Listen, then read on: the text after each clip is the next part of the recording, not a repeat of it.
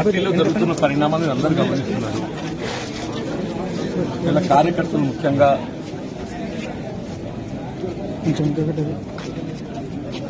అంటే వాళ్ళు ఏ విధంగా మనస్తాపానికి గురైన వాళ్ళు ఏ విధంగా బాధ వ్యక్తం చేస్తున్నారు. కార్యకర్తలు ఏదైతుందో ఈ రెండు ఎన్నికల్లో కూడా ఆశించిన ఫలితం పొందలేని పరిస్థితులు కొంత అదంతా బాధతో ఉన్నటువంటి పరిస్థితులు.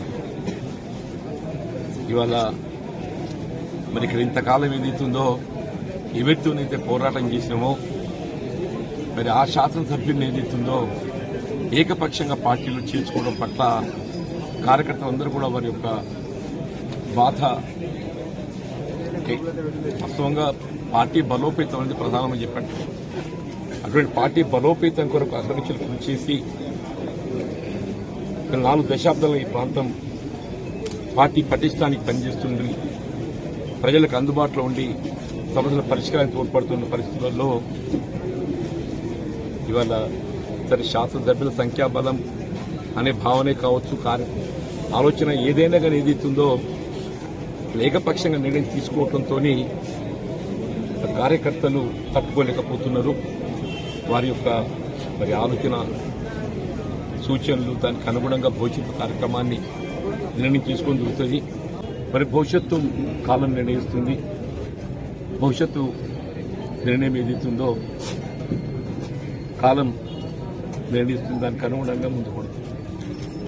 అంటే ఇప్పుడు మంత్రి శ్రీధర్బాబు తోటి మీరు మాట్లాడారు కదా, మీరు అంటే ఆయన సమ్మతించారా? విద్వత్ సంతృప్తి అనేది కాదు, జరిగిన పరిణామాలపై ఏదైతుందో చర్చించడం జరిగింది. జరిగిన పరిణామాలపై చర్చించడం జరిగింది. మరి శాసనసభ్యులు అనేది సంఖ్యాపరంగా మరి ప్రభుత్వానికి అండగా ఉండాలనే భావనతోని మరి ఇతర పార్టీలకు చెందినటువంటి ఒక శాసనసభ్యులు పార్టీలు చేసుకోవాలని చెప్పని తలంచవచ్చు.